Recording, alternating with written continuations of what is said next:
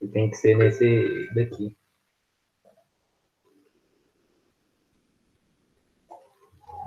Mas vamos lá. A gente ainda está no período da filosofia antiga, né? Que eu mostrei a linha do tempo na última aula, que é de 6 antes de Cristo até o século 5 depois de Cristo. E aí a gente tem a continuação dessa aula agora, que a gente vai ver a continuação do período, né, e outros autores. Aí a gente vai entrar no período socrático. Está dentro, né, daquela que a gente considera filosofia antiga. E aí o que denomina, né? Foi o período ali do apogeu da filosofia na Grécia. A polis, que a gente viu que quando ela começa a criar, a filosofia começa a existir junto. Então, aqui as polis elas começam a se consolidar, né? Então, é onde que a discussão política, a ágora, né, que a gente viu, a assembleia, tem a maior representatividade. E a cultura toda, ela gira em torno das cidades de Atenas, né? E aí a gente tem a Era de Ouro, né, com Péricles. Isso vocês devem ter visto na aula de Grécia, né? E aí, apesar do período ele ser classificado como período socrático, ele não representa só a figura de Sócrates, né? O Sócrates ele é o primeiro ali que dá uma reviravolta no pensamento filosófico. E a gente também tem, né, Platão, Aristóteles são representativos assim que a gente vai estudar, mas são muitos autores desse período. E aí o que tem essa grande, né, agora já dizendo do pensamento filosófico, essa grande mudança? É essa transposição, né, do mito, agora a gente abandona de vez o mito e vai ser só o logos, né, só a lógica, o raciocínio, de forma bem direta, bem realística, tentando explicar as coisas da realidade. E aí a gente tem essa mudança também da ontologia, né, que era o estudo do ser, das coisas. Se vocês lembram da aula passada, né, a gente estudou Parmênides, Heráclito, um falava que a essência estava no ser, o outro que a essência... A gente viu vários, né, a essência na água, a essência no ar e do fogo. E agora a gente muda, a gente não quer saber, a pergunta, né, a busca desses filósofos desse período agora não é mais essa busca do que é a essência das coisas, e sim a busca do conhecimento, né? E aí esse é o estudo epistemológico, né, epistemologia. Agora eles vão buscar a construção do processo de conhecimento.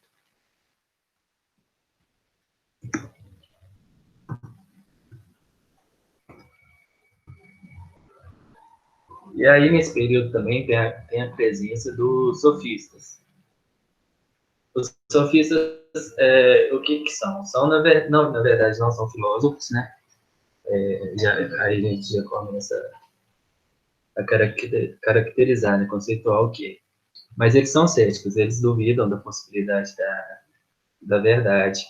Quando a gente fez lá na nossa primeira aula aquela distinção, o oposto do cético é o dogmático, né? Que a gente viu que Heráclito, Parmênides são dogmáticos, eles acreditam, né, que pode ter uma verdade. Então, os sofistas, eles são céticos, eles duvidam da possibilidade de buscar uma verdade através, né, como seja, não há.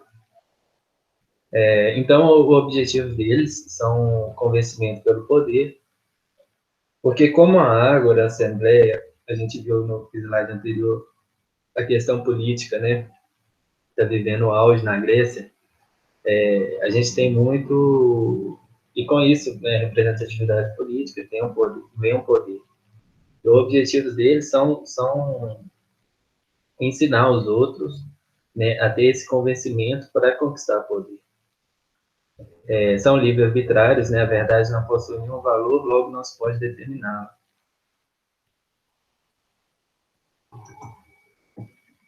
E aí aqui o contexto histórico, né, que surgem os sofistas. Isso aqui também é uma parte, né, que vocês devem ter visto na matéria de história, que o objetivo principal, né, que eu já comentei, é o convencimento na água. Aqui a gente tem essa pirâmide social de Atenas, os eupátridas, né, que seriam a figura dos filósofos. Eupátridas são pessoas ali ricas que não que podem, né, ter o momento do ócio, né, que os filósofos consideram importante. Então, ali o ócio é né, o famoso ócio produtivo. E aí a gente tem abaixo deles, a gente tem os metecos, que são os sofistas. Eles negam esse ócio, então eles precisam trabalhar, né? E aí surge a expressão negócio, que eles estão ali para vender o conhecimento, né? E eles ensinam outras pessoas que querem entrar na política e ensinam todas as técnicas para ter o convencimento na água. Aí tem uma expressão também que é muito, aparecer até bastante em prova e tudo, que são os prostitutos, né, do saber, porque eles se vendem, né, a troco do conhecimento. E os tripánios, que são os escravos, né, a base dessa pirâmide social, período grego. Então, aí as características gerais, a gente tem o antropocentrismo, né, que o homem é a medida de todas as coisas. Então, a gente já está vendo aí um certo também relativismo, né, que você pode afirmar, né, você consegue convencer tudo que você quiser. Aí tudo depende do ponto de vista, a verdade é decidida pelo observador, ele vai te expondo os fatos até te convencer. Oratória quer dizer, né, a forma que tem o discurso, a capacidade de fazer um discurso claro. A retórica, que é o conteúdo, né, que é uma capacidade de persuadir. E, e isso, né, esse relativismo, oratória, retórica, eram ensinados né, a quem pagasse para eles, e geralmente eram filhos, né, a gente viu aqui nessa pirâmide, são filhos eupátridas, geralmente, de pessoas ricas que queriam entrar no meio da política, pagavam para eles e eles ensinavam isso, essas técnicas. Os principais autores são Protágoras, né, que dessa citação, o homem é a medida de todas as coisas, Gorgias, Casma. Eu acho muito provável, assim, né, se vier uma coisa de sofista, assim, é muito com essa ideia na prova do Enem, dessa do homem à medida de todas as coisas, dessa relativização da verdade. É uma coisa bem interessante, eu acho, que cobra.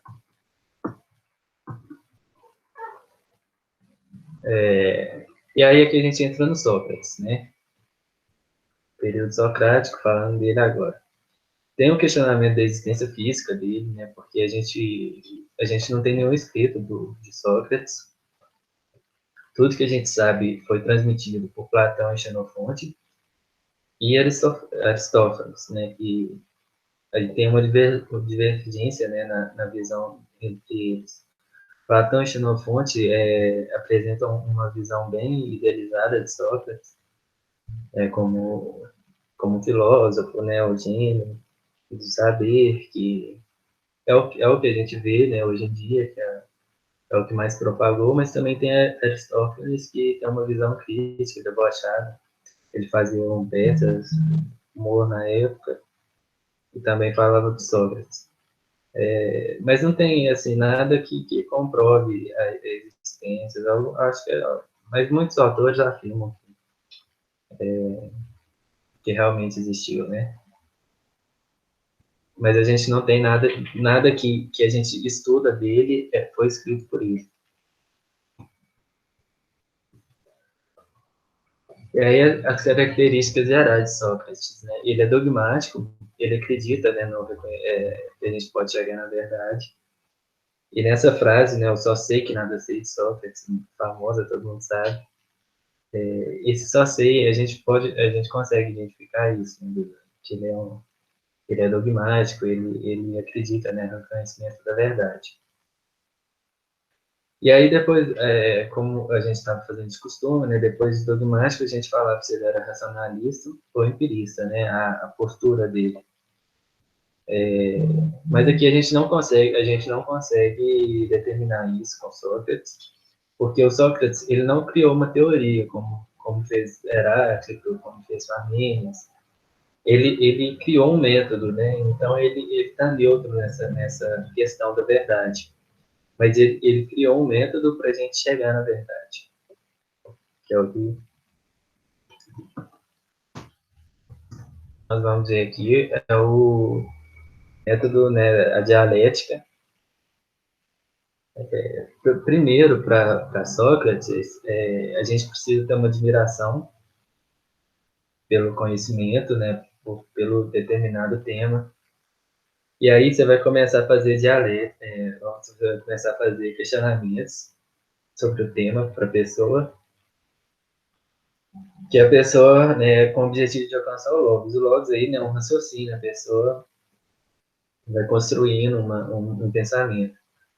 A ironia, né, que é o método de perguntar, é você fingir que você não sabe sobre o tema para a pessoa te explicar, e você vai perguntando para ela, né, fazendo as perguntas, até ela ter essa maiúscula, né, que é o parto das ideias, né, onde nasce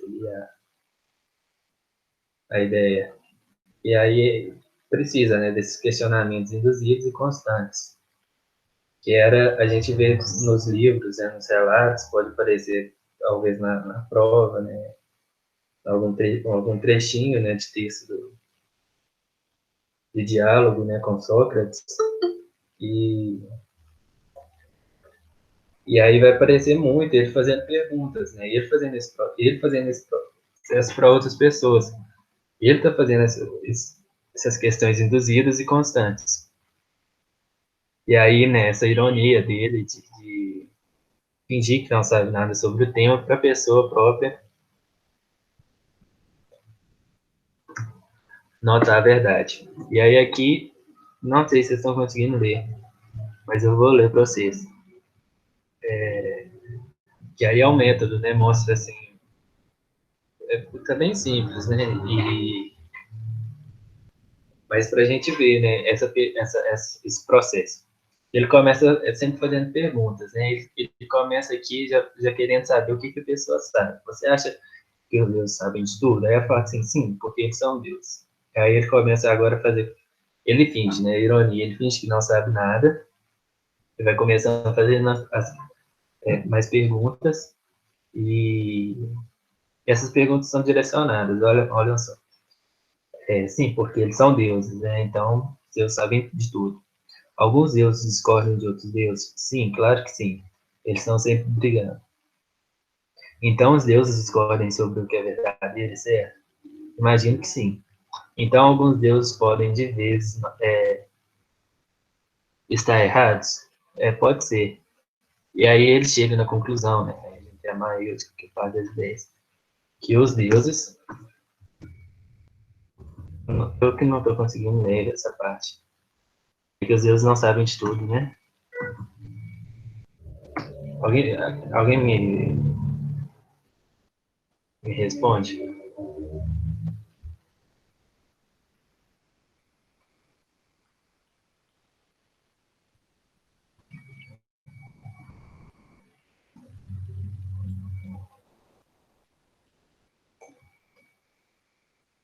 Gente, os deuses não podem de tudo. É porque aqui tem uma mensagem, fica uma mensagem na barra do Google, né? Do Google Meet, fica assim, que eu estou compartilhando, e aí tem uma barrinha no final da minha tela. Mas obrigado, Heloísa. Ô, gente, eu tô indo rápido, como que tá?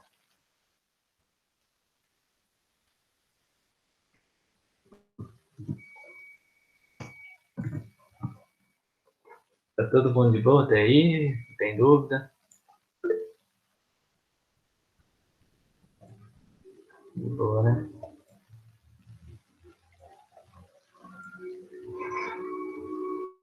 Então, certo. Então, vamos continuar aqui. Agora a gente entra em Platão, né?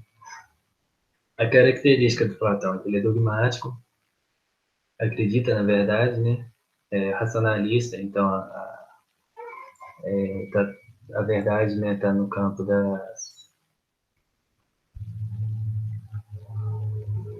da razão, né? Tá no pensamento.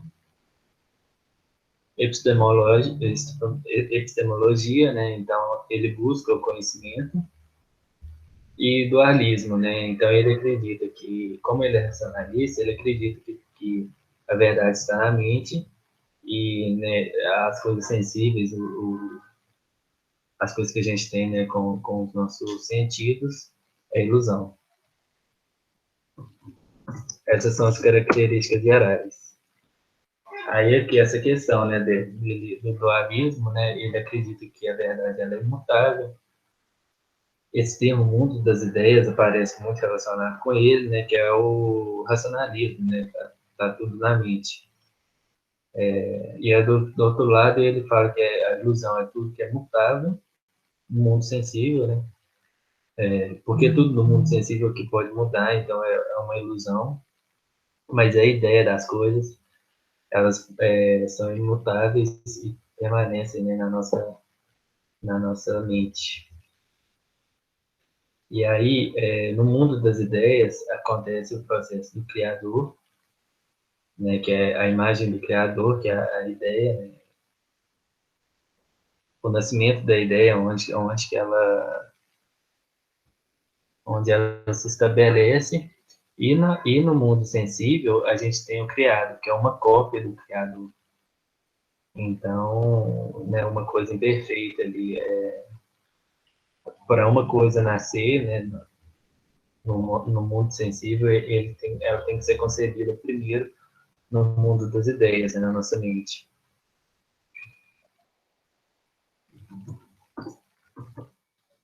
E aí ele fala, né, que o demiurgo, né, na verdade é um deus, não, mas não um deus religioso, né, é um deus que ele, por exemplo, nos diálogos, é um deus atrapasso, né, que faz cópias imperfeitas, né, das coisas. Por isso que a gente tem, né, o mundo sensível como ilusão. E aí aparece, né, muito no, nos textos dele isso aí, assim. O deus da trapaça, Demiurgo, né? Mas eu não acho que seja provável de que caia Demiurgo no vestibular. Mas essa ideia do mundo das ideias é importante. E aí a gente tem a alegoria da caverna, né? Que aqui a gente tem quatro fases, né, dela, que é o processo da busca de conhecimento. Aqui, aí na parede esquerda, né, onde tem os cavalos aqui, né, essas sombras, é a fase 1, né, a fase da sombra, que ele faz um paralelo aqui com a infância, né, que é quando se apresentam as coisas para a gente e a gente acredita fielmente. E aqui a fase da fogueira, quando o prisioneiro que está acorrentado aqui, né, no chão, ele consegue sair, se soltar e olhar para a fogueira. E aí ele vê que a realidade, ele acha que a realidade é isso aqui. Né? São essas figuras que são projetadas, né, que fazem ações. Aqui é a fase da doxa, da opinião. Um paralelo com a adolescência, que a gente começa a ter as nossas próprias buscas, a gente começa a buscar, né, as opiniões, as nossas próprias concepções de vida, e a gente começa já a diferenciar do que nos foi ensinado, né, do que os pais nos ensinam, e aqui no adolescente a gente começa a ter as nossas próprias opiniões sobre as coisas. E aí aqui tem o processo, né, a fase 3, a fase da água, e quando você consegue sair aqui da caverna, mas o sol é muito forte, você não consegue olhar para a verdadeira luz, né, o verdadeiro conhecimento, e você vai olhando para baixo, é um processo que dói, machuca os olhos. E aí você consegue chegar na água e olhar o sol, o reflexo do sol na água. E aí seria o processo, né, do conhecimento. E aí depois você vai acostumando, um processo dolorido, você ficou muito tempo na caverna, vai doendo, e aí depois seu olho vai acostumando, e até que enfim você consegue olhar para o sol, que é o verdadeiro conhecimento, né, a verdadeira luz. E aí é essa alegoria, né? A alegoria, ela é uma, não sei se vocês já viram na literatura, mas é uma metáfora continuada, né? É uma metáfora que se estende. Aí aqui a gente vê, né, esse paralelo que ele faz, né, entre o conhecimento, né, o processo do conhecimento e a caverna. E aí aqui, né, eu deixei esses slides explicando cada fase, né. A caverna, né, então é o mundo sensível, o mundo da ilusão. A fase 1 é a sombra, a ignorância, você acredita no que é ensinado e projetado na nossa mente. Olha, a fase da infância, a gente tudo na infância, poucas coisas a gente aprende, né, por a gente, nossa experiência, mas muitas das coisas são o que nos ensinam, né, na escola, nossa família. Então, essa fase, né, que a gente replicam as coisas e a gente enxerga como os outros querem que a gente enxergue. É a fase 2, né, a fogueira, a doxa. Esse doxa, né, é a opinião, é a fase de criação de valores, né? É confortável, é cômodo você ficar ali, né, nessa fase da doxa, porque ali tem a existência do preconceito, né? Mas, quando você chega aí, na verdade, você não está buscando conhecimento como um todo, mas você está vendo apenas uma replicação do que é o mundo, do que é a luz verdadeira lá de fora, o que é o sol. Então, ali é uma replicação do que é o sol, que alguém, né, que alguém criou. E aí você segue ali, se identifica com aquilo e segue fielmente, né? A maior dificuldade de passar para a próxima fase, pois existe reconhecer a ignorância, né? A pessoa tem que saber que não sabe aquilo e buscar o conhecimento. E a presença de um mestre ajuda nesse processo, né? Você quebrar essa barreira e ele te orientar no processo na busca de conhecimento. E aí, aqui são as fases fora da caverna, né? Que é a fase 3 e a fase 4. A fase 3, que é a fase da água, né? Quando a gente já consegue, a gente sai da caverna, larga a fogueira para lá, mas e que essa paralelo aí com o episteme, né? Com o conhecimento, que a gente já consegue ver o sol, mas através do reflexo da água. E aí Platão fala, né, que o mestre não está no mundo da opinião e não busca divulgar valores. O mestre, né, ele está fora da caverna e ele tenta te orientar para você, né, buscar o conhecimento fora da caverna. E a fase 4 até que enfim, né, que depois que de muita dor você consegue começar a enxergar melhor, até que enfim você olha para o céu e consegue ver o sol, verdade. Aletheia, né, que significa verdade, né, os livros assim, que ele usa. Pode aparecer também no vestibular. E aí a dialética é o processo de voltar para a caverna, né, com o objetivo de resgatar e levar o conhecimento verdadeiro. Então, a dialética seria esse processo de ser de, em um determinado assunto, né, da sua vida, que a gente tem, por exemplo, política. Vou dar um exemplo. Você acredita no que te ensinaram, você consegue se libertar aqui, e aí você começa a entender, né, seguir umas coisas que já estão consolidadas, que a gente já vivenciaram, mas ainda assim você não sabe a origem disso, tudo, E aí, até que enfim, você consegue sair, buscar o seu próprio conhecimento, pensar, refletir sobre as coisas, e aí você chega numa decisão que você, enfim, atinge, né, a verdade sobre o assunto, né, sobre política. E aí você vai voltar para a caverna, porque você vai aprender outra coisa, seja, né, outro determinado assunto, ou se você for aprofundar naquele assunto. Então, a gente está sempre nesse processo de estar dentro da caverna e se libertando, fase 1, fase 2, fase 3, fase 4. E a gente depois está de volta na caverna. E aí a gente está sempre fazendo esse processo, né, que ele chama de dialética. E para ele, apenas o filósofo, né, que conseguiria viver fora da caverna um dia. Que ele chega apenas o sábio, né, nem o filósofo, desculpa. Só o sábio conseguiria, né, que vive fora da caverna.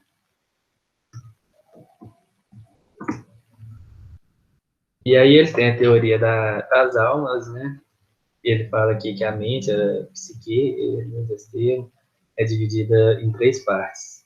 A alma racional, que é a razão, a que está no controle. A alma irascível, que é a raiva, né? A vontade. A ira, a alma concupiscente, apetitiva, que está ligada ao prazer, à alegria, né? Que é aí que eu especifiquei mais, né? Que é o dormir, comer, enriquecer, desejo sexual. Então, nossa mente é dividida nessas três, né? Entre essas três. E tem predomínio, né? Em cada indivíduo, ele fala que tem um predomínio de uma delas. E aí ele faz também como, né, no corpo, com essa divisão. E até então não tinha a concepção, né? Que a mente, a psique estava na cabeça, no cérebro, né? Para eles eram, né, estavam entre o corpo todo. Então, a cabeça seria a razão irascível, né? Raiva estaria no coração, aqui na parte central do corpo. Da cintura para baixo seria a alma concupiscente, apetitiva. E, como eu disse, né, cada um teria um predomínio, né, de uma dessas. E aí, ele fazendo essa divisão, ele chega, né, que a parte racional, né, que a população, né, parte da população que tem esse predomínio da parte racional, estaria apta para ser governantes e magistrados, né? Estariam no comando. A parte irracível seria o exército, política, e a polícia, desculpa. O exército e a polícia, né, que estaria para proteger a população. E a parte concupiscente seria o trabalho manual, né, que estaria lutando pela sobrevivência, né, e para apesar de fazer isso, né, de querer dormir, crescer, comer, mas eles precisam sobreviver, então seriam a parte da população que estaria apta para o trabalho manual. Essa, né, a base aí da teoria das almas, Platão. E aí aqui ele fala, né, de governo, e o governo ideal para o Platão seria uma sofocracia, que é um governo constituído de sábios. Guardem esse nome, sofocracia. É um governo, né, que você vai eleger, você coloca os sábios para governar. Um exemplo que a gente tem é o Vaticano, né, que é eleito, selecionado né, entre eles, entre a cúpula do Vaticano, um que é o considerado mais sábio ali, né, mais apto para exercer essa função como líder. Então, esse é um exemplo da sociedade, né, que seria ideal para Platão, né, seria um, um governo E aqui, aí, né, eu coloquei filósofos, mas são sábios, né? Para ele, filósofo seria uma pessoa sábia.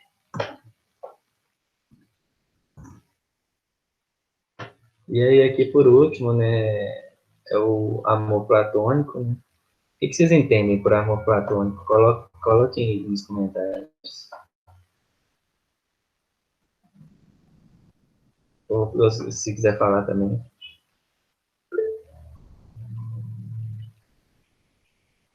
Inalcançável,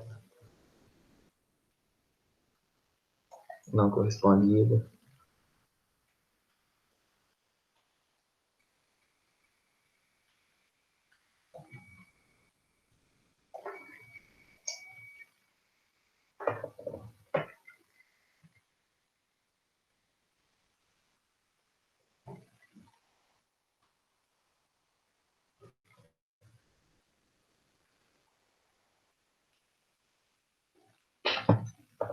Então, gente, o Platão, eu falei muito. Ah, tá, do Vaticano. É porque, Érica, o Platão, a forma de governo ideal para ele é uma sofocracia, né? Esse termo sofocracia é um governo que é comandado por sábios, né? Filósofos sábios. E um exemplo é o Vaticano, que é eleito, né, para ser o Papa, para liderar a comunidade, né, católica, o mais sábio, né, entre eles, que é, né, a votação quando faz. E é um exemplo de sofocracia que a gente tem até hoje. Mas não que foi implantado, né, na época, mas é o que ele entende. Essa coisa aqui, vocês precisam saber, sabe?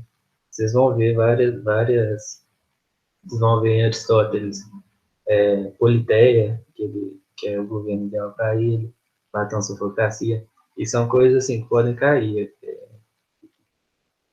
na prova. E até, eu acho que também ajuda na redação, sabe? Algum momento vocês podem usar, principalmente Politeia, né, que é uma representatividade, uma teia, né, de representatividade de todos os setores da sociedade para comandar. E, mas enfim, aí a teoria do amor, aí eu coloquei esse amor platônico entre aspas, porque hoje em dia é um pouco distorcido, né, do que é o amor de Platão mesmo, que é o amor que ele define. Ele define essa última linha, amor é saúde, verdade, que ao longo do tempo a gente tem construção de três amores, né? E a primeira, quem define primeiro o amor é Aristóteles, esse amor é o amor de carne, de erótico, que a gente tem essa concepção mais. Mas por que isso? Porque o raciocínio que ele usa é interessante, assim, eu gosto de explicar isso e tal, mas eu não se preocupem em aprofundar muito nisso. Mas aqui o Platão ele fala que a gente tenta me acompanhar. Que o amor, que quando a gente gosta de uma coisa, a gente só ama de uma, a gente só ama uma coisa quando a gente deseja. E a gente só deseja uma coisa quando a gente não tem. Então, para o Platão, o amor está na falta, né? Já que como a gente deseja, a gente só consegue desejar uma coisa que a gente não tem. Então, o amor para o Platão está nessa falta, né? Da posse do objeto. Essa é a definição que a gente tem do amor. Pode aparecer um textinho, né, o amor, né, relacionando o amor com presente na falta, né, o amor na falta. Paixão, né, ele define como patos, né, de patologia, de doença. uma posse obsessiva. E o amor verdadeiro, né? Então ele está nessa mundo das ideias, né, nesse desejo, né, na nossa mente. Vocês entenderam isso?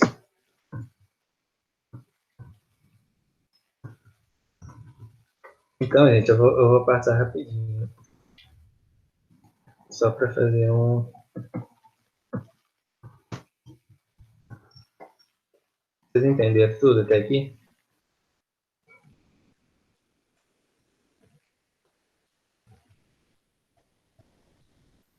Ótimo. Vocês tiveram dificuldade, quem fez a lista de exercícios da semana passada?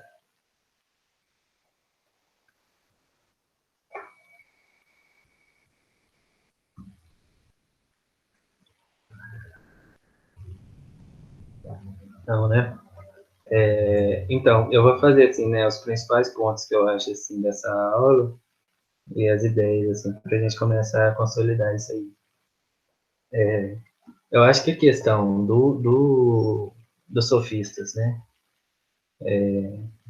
dentro do período socrático, sofistas, eu acho que pode cair com questão de história ou até mesmo, né, nessa questão de cair um textozinho, né, falando dessa pirâmide social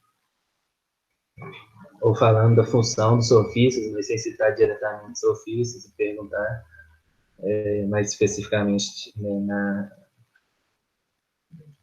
e dizer nas respostas. Então, assim, tem que saber essas características principais deles, né? Sócrates, Sócrates eu acho que é menos provável de cair, sabe? Mas se cair, vai ser esse processo eu acho que, né, que é essa questão principalmente aqui da dialética, né?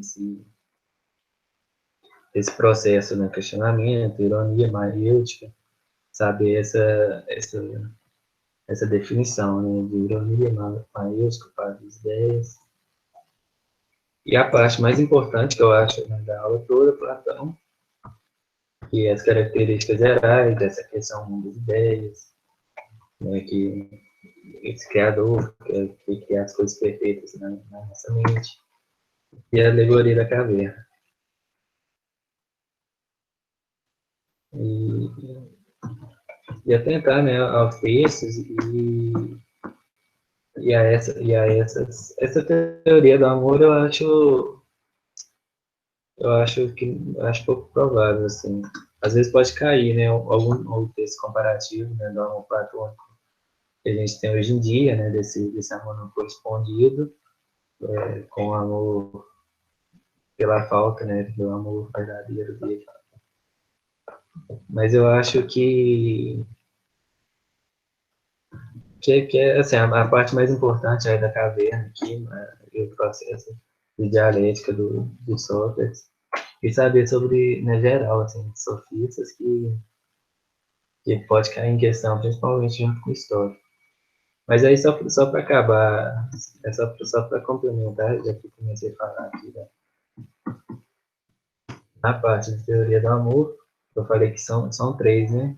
E Aristóteles, logo em seguida, ele define um outro amor, que é o amor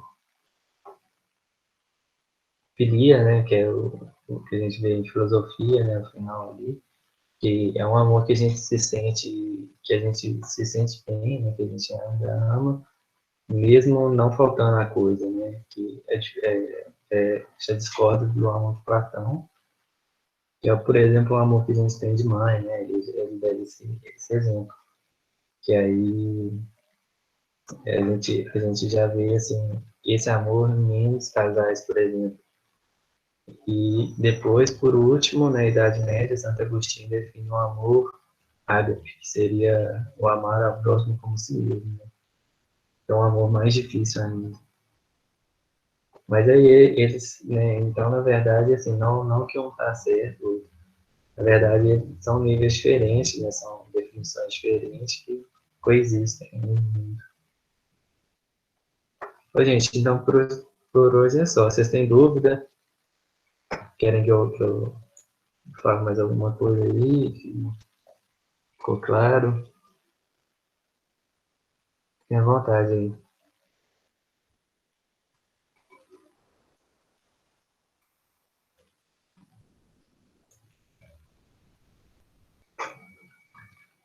Ô, gente, então tá certo, de nada.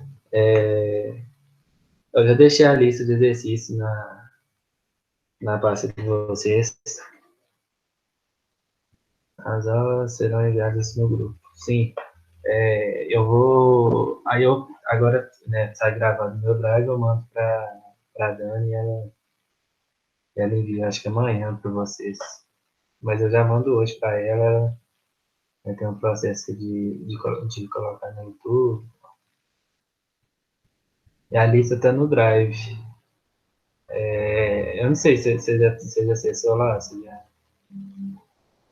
que tem a lista, né, dos exercícios com as matérias, de cada matéria. O pessoal coloca lá. E a minha eu já coloquei lá dessa aula. Para quem, para quem né, tá assistindo agora essa primeira aula de filosofia, eu recomendo olhar as outras, principalmente a primeira, que eu faço umas definições de coisas que eu falo aqui. Às vezes vocês podem ficar um pouco perdidos. Então é isso, gente. Obrigado. Até na próxima, daqui 2 semanas.